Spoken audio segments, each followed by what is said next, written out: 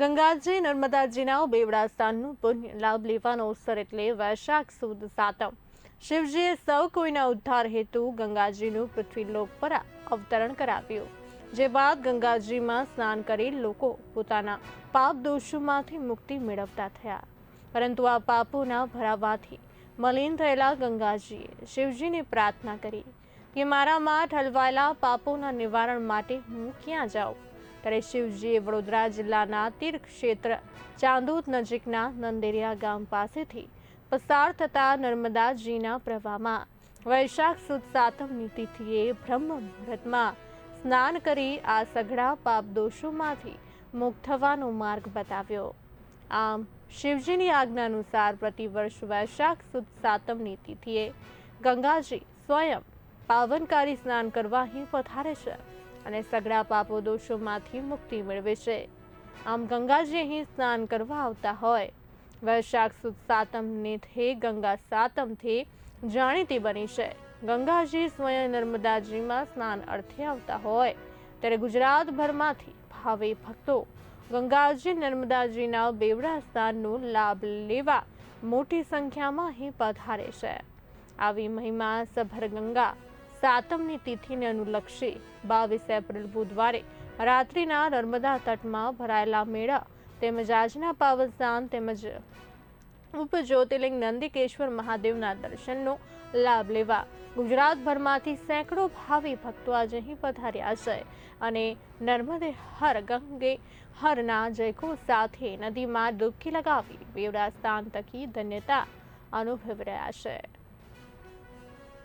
ની અંદર આ નર્મદા મૈયાનું નંદકેશ્વર મહાદેવનું અને ગંગા સપ્તમીનો મહિમા અપાર લખ્યો છે। શિવ પુરાણ, સ્કંદ પુરાણ અને નર્મદા પુરાણ વગેરેમાં।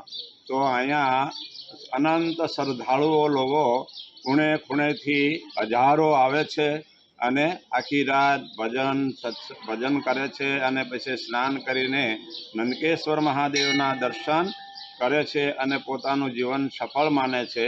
તો આ બહુ મહિમાવાળો સ્થળ છે। અનેક બ્રહ્મહત્યા જેવા પાપોની પણ અહીંયા નિવૃત્તિ થતી હોય છે। ગંગાજી પણ સ્વયં વૈશાખ સુદ સપ્તમીના દિવસે પ્રાગટ્ય એનું થાય છે અને શ્રદ્ધાળુ લોકો નર્મદામાં ગંગા મૈયામાં સ્નાન સમજીને પોતાને ધન્ય અનુભવતા હોય છે। સગરના 60,000 પુત્રો જ્યારે ઋષિમુનિના શ્રાપથી અસ્થિ વિસર્જન કરવા માટે કોઈ જગ્યા ન મળી અને મરી ગયા, તો એના અસ્થિ, એના મુક્તિ અને એના મોક્ષ માટે ઋષિમુનિએ શ્રાપ આપ્યો હતો। કીધું હતું કે ગંગાજી સિવાય કોઈ પણ અમને મુક્ત કરી શકે નહીં।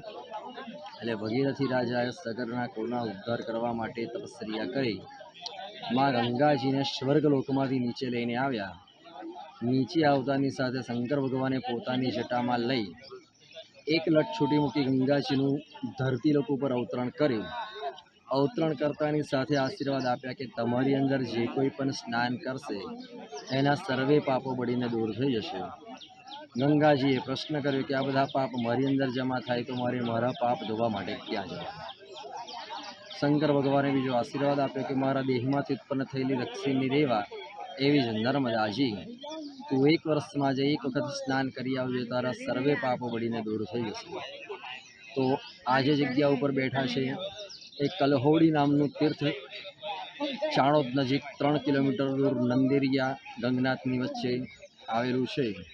તો વૈશાખ સુદ સપ્તમીના આજે પવિત્ર દિવસે ગંગાજીનું ઝરણું સવારે બ્રહ્મ મુહૂર્તથી લઈ સાંજે 5 વાગ્યા સુધીને સ્નાન કરવા માટે પધારે છે।